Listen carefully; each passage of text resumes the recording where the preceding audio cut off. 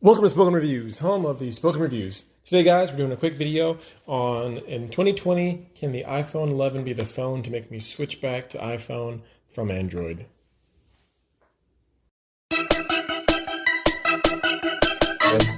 Okay, guys, to give you some background to let you know that I'm being fair and equal, here's the original iPhone that I got in 2007.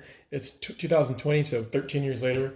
I've gone back and forth between both platforms. I've had multiple iPhones and multiple Android phones. I consider myself impartial. I'd like to see what's the newest thing and what offers the absolute best specs and things to meet my requirements as a person. So I don't have any bias. I'm just going to go through the phone, walk through what I like, what I don't like, and then let you guys know at the end, is it enough to pull me back over to iPhone? Because I've been with Android for the last, I think, 2 years now, but as soon as 2017, I was still with iPhone. So I go back and forth. So we're just going to go through this real quick. Okay, as far as design, the iPhone 11, to me, it's absolutely beautiful. It's simplistic. It's a beautiful design. It's sleek. It feels good in your hand. It's sturdy. And I absolutely love the design. So for the design, I would give it a 10 out of 10. I absolutely love it. As far as the screen brightness, it is just an LCD versus a Retina screen. But to me, it looks fantastic.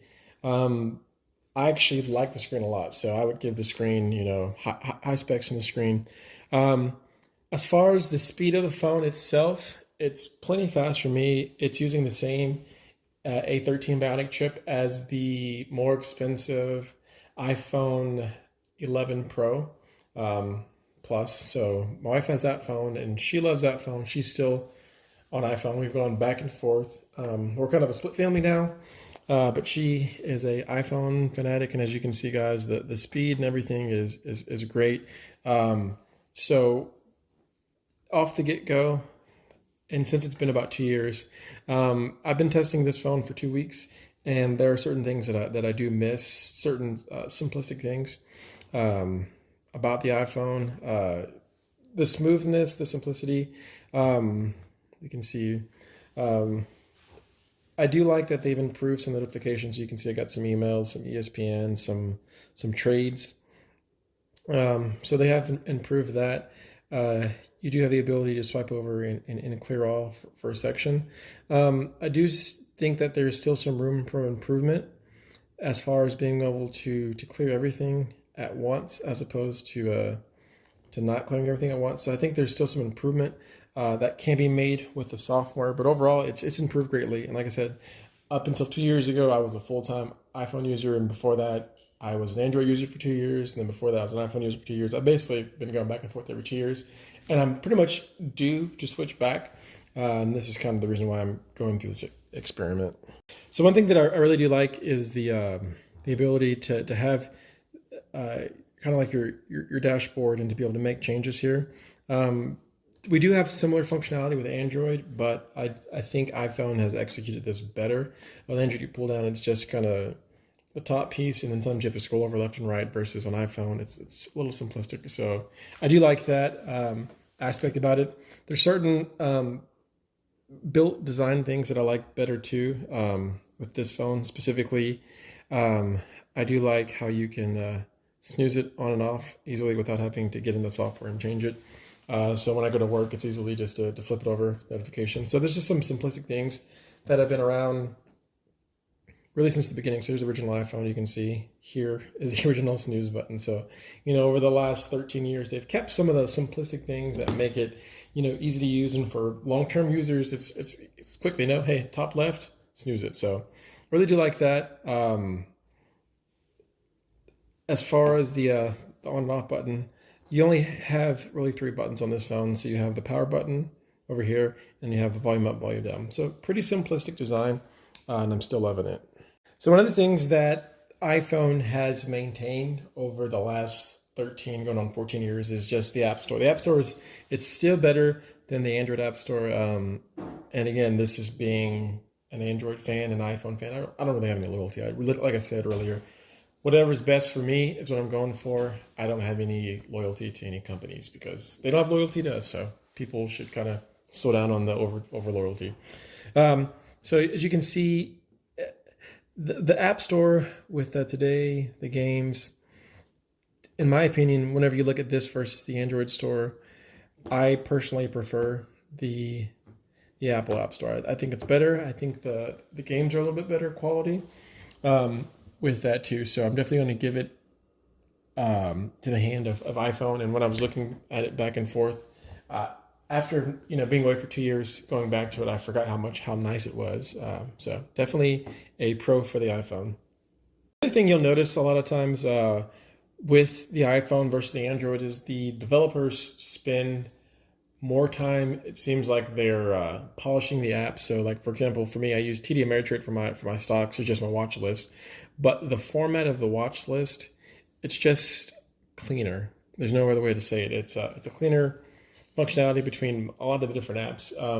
The main reason, and what you're going to see this is, whenever they're developing the app for the iPhone, it's one phone, it's one aspect ratio. It's easy for them to do that versus with Android, there's multiple phones. So they're not necessarily developing it specifically for a Samsung phone or a Huawei phone.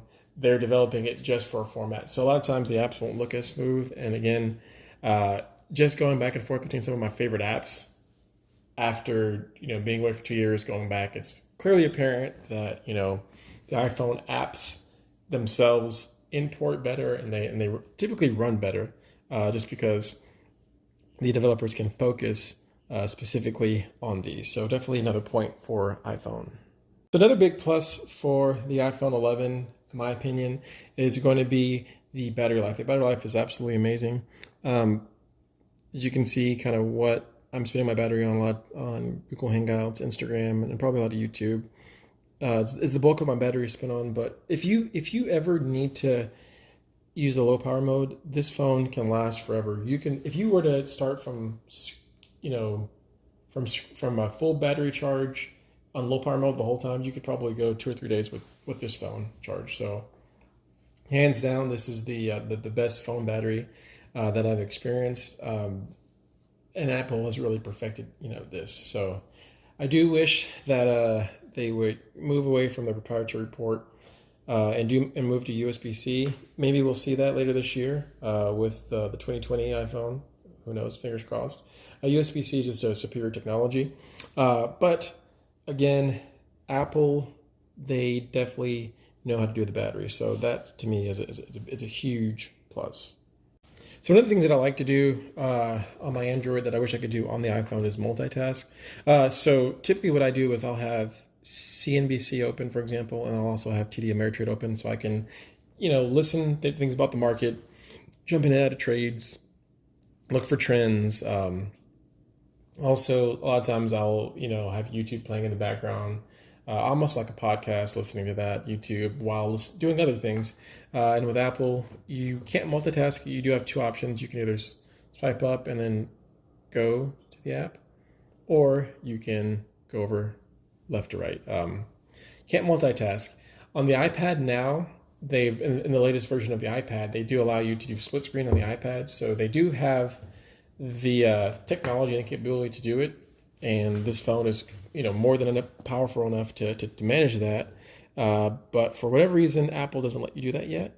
I'm hoping that later this year they will. But for me, that's going to be the fatal flaw of the iPhone. And the reason why I won't be able to switch over as of now, and this is March of 2020, is because of the lack of multitasking.